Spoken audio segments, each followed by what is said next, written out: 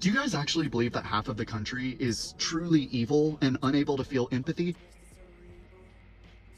Or do you think that it's more likely that you're just wrong? The first one. Definitely the first one. And not to split hairs or anything, but there's 335 million people in the United States, and only 77 million of them are you assholes, which is 77 million too many, but it's like 24%, my guy, not anywhere near half. But of that 24%, the first one, for sure. Like, everybody talks about political divisiveness like it's a both sides issue.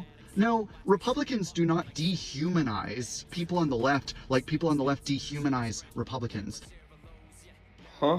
It is very dehumanizing to tell roughly half of the country that they are evil and unable to feel empathy because they don't agree with me. Now, if you vote Democrat, I don't even want you around this church. You can get out. You can get out, you demon. You baby butchering election thief. You cannot be a Christian and vote Democrat in this nation. They are God-denying demons. I would say that the Democrats are now the stupid and evil party. The Democratic Party is a demonic death cult under the power and influence of Satan. To vote for the Democrats is to vote for everything God hates. The enemy from within, and they're very dangerous. They're Marxists and communists and fascists. These people, they're so sick.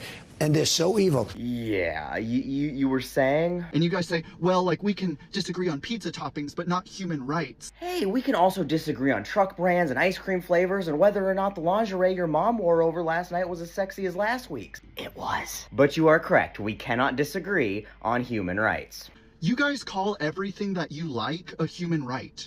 You don't understand what a human right even is. Human rights are rights that should be applied to all people, regardless of race, ethnicity, orientation, nationality, language, gender. Stuff like life, liberty, pursuit of happiness, freedom from slavery, freedom of expression and opinion, freedom to work, get an education, equality under the law, healthcare. Yeah, I know lots of people on the left, and none of them have struggled with that concept thus far. And whenever I ask people, what rights exactly are you guys talking about getting taken away?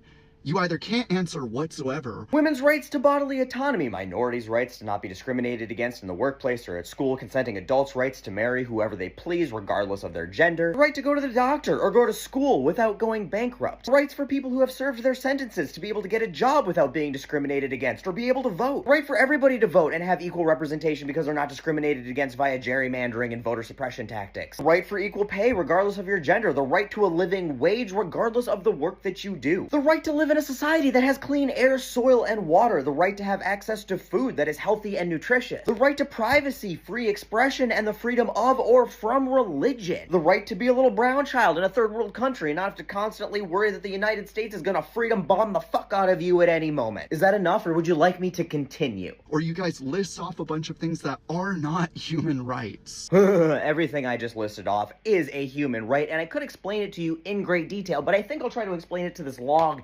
instead, because it has more synapses and is less willfully fucking ignorant. Again, do you guys actually think it's more likely that half of the country is genuinely evil? Or do you think the more likely scenario is that you're actually politically radicalized?